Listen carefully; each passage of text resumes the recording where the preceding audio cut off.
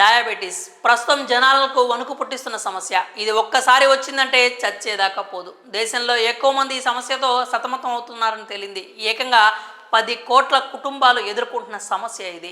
ఆ కుటుంబాల్లో దాదాపు 40 కోట్ల మందిని మానసికంగా వేధిస్తోంది ఈ షుగర్ వ్యాధి. దేశ జనాభాలో వీరి శాతం ఏకంగా 11.4%గా ఉంది. పేరుకు షుగరే, దీనివల్ల ఎలాంటి నొప్పి ఉండదు, కానీ మీ ఒళ్ళంతా కూడా విషం నింపేస్తుంది. నచ్చిన ఫుడ్ తినలేరు, ఎక్కువగా పని చేయలేరు. ఇది చాలా ప్రాణాంతకం. ఇది ఒక సైలెంట్ కిల్లర్. ఇది లాస్ట్ స్టేజ్కి వచ్చిందంటే నరకం స్పెల్లింగ్ ఏంటో నేర్పించి మరీ చంపేస్తుంది.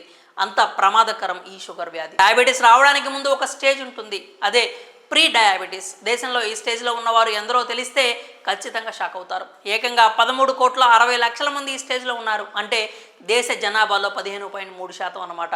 మన దేశంలో అతిపెద్ద రాష్ట్రాల్లో ఒకటైన మహారాష్ట్రలో ఉన్న జనాభా కంటే ఈ నెంబర్ చాలా ఎక్కువ. అంటే దేశంలో షుగర్ పేషెంట్లు, షుగర్ వచ్చే అవకాశం ఉన్న పేషెంట్లు దాదాపు 24 కోట్ల మంది ఉన్నారు. అంటే వీరి మొత్తాన్ని కలిపితే ఒక పెద్ద రాష్ట్రమే అవుతుంది. దీన్ని బట్టి ఇండియాలో డయాబెటీస్ డేంజర్ బెల్స్ ఎంతలా మోగుతున్నాయో అర్థం చేసుకోవచ్చు. కాబట్టి ఖచ్చితంగా చాలా జాగ్రత్తగా ఉండాలి. షుగర్ వ్యాధి అసలు ఎందుకు వస్తుంది? నిజానికి చాలామందికి దీనిపై ఇప్పటికీ కూడా ఒక అవగాహన లేదు. డాక్టర్ల దగ్గరికి వెళ్ళే టైం కూడా లేదు. మరి దీనికి పరిష్కారమే లేదా? అందుబాటులో చికిత్సలే లేవా? ఒక మార్గం ఉంది. అదేంటంటే ఇది రాకుండా జాగ్రత్త పడటమే. వచ్చాక కూడా జాగ్రత్త పడవచ్చు, కానీ సహనం అనేది ఖచ్చితంగా ఉండాలి.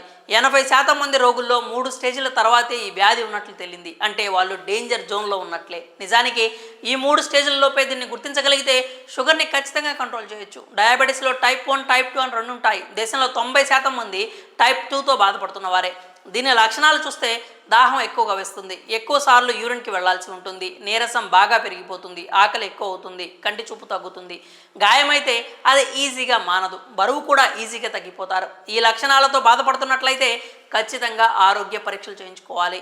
HbA1c టెస్ట్ చేయించుకుంటే శరీరంలో డయాబెటీస్ ఉందో లేదో తెలుస్తుంది. షుగర్ లెవెల్ 5.7% లోపు ఉంటే ప్రాబ్లం లేదు, కానీ అదే 5.7 నుంచి 6.4% మధ్యలో ఉంటే మాత్రం డయాబెటీస్కి ముందు స్టేజ్లో ఉన్నారని అర్థం.